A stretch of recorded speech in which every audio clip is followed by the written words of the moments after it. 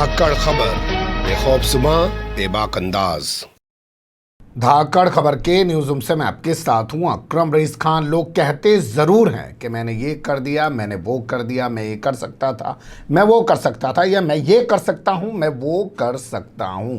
लेकिन जब आप पूरी पिक्चर को समझने की कोशिश करेंगे तो कुदरत के आगे सब कुछ बोने साबित हो जाते हैं। कुदरत किससे कौन सा काम ले ले, क्या काम करवा ले, ये वो ही जानती है। महाराष्ट्र काल देख लीजिए, तमाम चीज़ें धराशायी हो गई ना। इसी तरीके से जहाँ जहाँ तबाहियाँ आई हैं वहाँ पे हालात देख लीजिए। क्या बचा पाए लोग तबाही को? नहीं बचा पाए। कुदरत का प्रकोप जब आता है तो बहुत सारी चीज़ें धराशायी हो जाती है जिन पर इंसान नाज करता है। तो यहाँ मैं जिक्र कर रहा हूँ कि कुदरत किससे क्या काम ले, ये उसको पता है और वो जानता है कि किससे उसे क्या काम लेना। ये खबर आपके सामने रखने जा रहा हूँ। इसे देखने के बाद आप भी यही कहेंगे, अरे इस आदमी ने इतना बड़ा काम कर दिखाया। जो बाबरी मस्जिद तोड़ने वाला था उसने 91 मस्जिदों का निर्माण करा दिया। उसने कसम खाई थी कि वो 100 मस्जिदें बनवा के दम लेगा, लेकिन उससे पहले ही अब वो इस दुनिया से चला गया। तो ये खबर आपके सामने आए तो 2-3 सवाल आपके जहन में आने चाहिए। पहला सवाल ये कि कौन है वो शख्स, दूसरी बात ये कि कहाँ हुआ है उसका इंतकाल, और तीसरी बात ये क्या उसने जो ये मस्जिदें बनाने की कसम खाई थी, मस्जिदें बनाने का बीड़ा उठाया था, वो बीड़ा असल में उसने क्या वही पुरानी भूमिका में रहते हुए अदा किया? मतलब कार सेवक था, मस्जिद तोड़ने वाला था, लेकिन बाद में मस्जिदें बनाने लगा, या फिर उसने धर्म परिवर्तन कर लिया, अपना नाम बदल लिया, इस्लाम कबूल कर लिया और उसके बाद उसने बीड़ा उठाया? 3 हिस्सों में पूरी खबर आपके सामने रखने जा रहा हूं। चलते हैं पहले हिस्से की तरफ। पहले हिस्से में घटना का जिक्र कर लेते हैं। तो घटना आ रही है तेलंगाना से, यानी कि राज्य हुआ तेलंगाना और वहाँ का शहर हुआ हैदराबाद। तो पुराने हैदराबाद का एक इलाका बताया जाता है कंचन बाग। ये कंचन बाग यहाँ का थाना है। और वहाँ पे एक और इलाका है हाफिज बाबा नगर। यहाँ के सी ब्लॉक में किराए पर रहा करते थे मोहम्मद आमिर, जिनका पहले नाम बलवीर सिंह हुआ करता था। उनकी मौत हो गई। 2 दिन तक जब उनके घर का दरवाज़ा नहीं खुला और अंदर से बदबू आने लगी, उसके बाद पुलिस को सूचना दी गई। पुलिस मौके पर पहुंची। टाइम्स ऑफ इंडिया की रिपोर्ट के मुताबिक डेड बॉडी को पुलिस ने कब्जे में लेकर पोस्टमार्टम के लिए भिजवा दिया। साथ ही कंचन बाग का थानेदार कह रहा है अगर परिवार के कोई शख्स या कोई लोग आएंगे और कोई दावा करेंगे या कहेंगे कि किसी ने इनकी हत्या की है या ऐसा कुछ इनके साथ हुआ है तो उसके बाद जांच भी की जाएगी। लेकिन फिलहाल प्रथम दृष्टया यानी कि प्राइमा फेसी ऐसा कुछ लग नहीं रहा है कि इनकी हत्या की गई है। हो सकता है ये वहाँ अंदर थे और किसी बीमारी के कारण शायद इनकी मौत हो गई हो, लेकिन पूरी तस्वीर जो है वो पोस्टमार्टम रिपोर्ट आने के बाद ही क्लियर हो पाएगी। तो ये हुआ खबर का पहला हिस्सा। अब चलते हैं खबर के दूसरे हिस्से की तरफ। यहां जिक्र कर लेते हैं कौन है मोहम्मद आमिर, जिनका पहले नाम बलवीर सिंह हुआ करता था। तो ये एक कार सेवक हुआ करते थे। 6 दिसंबर 1992 को इन्होंने अयोध्या में बाबरी मस्जिद को तोड़ा था। इसके बाद जब ये हरियाणा के पानीपत में स्थित अपने गांव पहुंचे, हम समझ गए होंगे ये हरियाणा के पानीपत के रहने वाले थे, तो हरियाणा के पानीपत पहुंचे तो यहाँ इनका ज़ोरदार तरीके से स्वागत किया गया। आप लोग उस मंजर को याद करेंगे तो बहुत सारी चीज़ें याद आ जाएंगी। कुछ लोग बाबरी मस्जिद की ईंटें निकाल के लाए, चौराहे पर उन्होंने जो है पेशाब घर बना दिया, जो है उस पर पेशाब करने लगे, या अपने घरों में ला ला के उन ईंटों को लगाया। तमाम तरीके की चीज़ें जो है वो की हैं।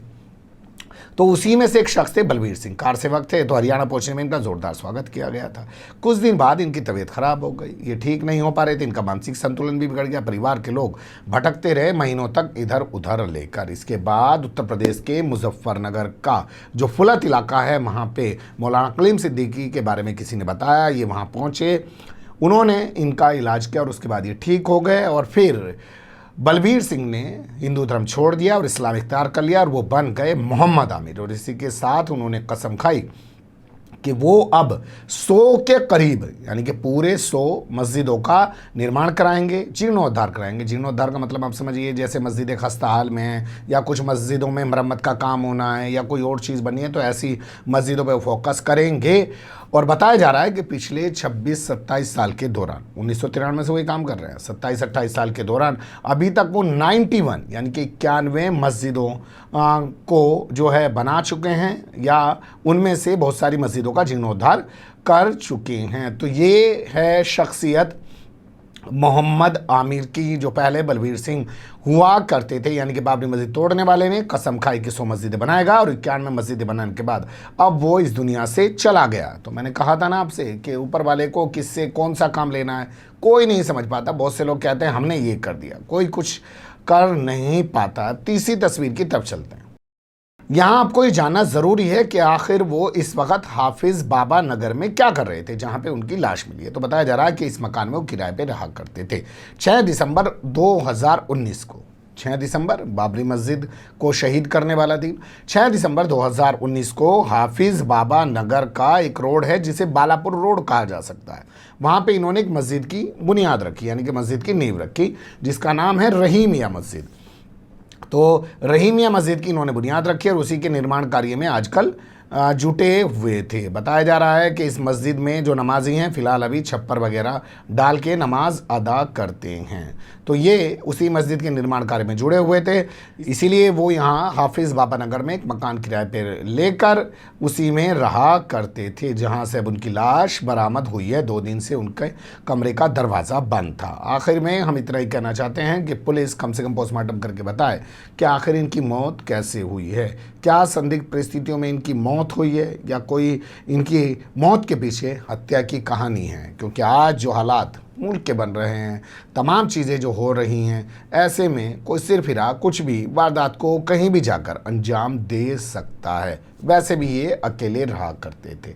तो हमें इंतज़ार है हैदराबाद पुलिस का खासकर कंचन बाग पुलिस का, वो इस मामले में क्या खुलासा करती है। हम लोग नज़र बनाए रखने की कोशिश करेंगे।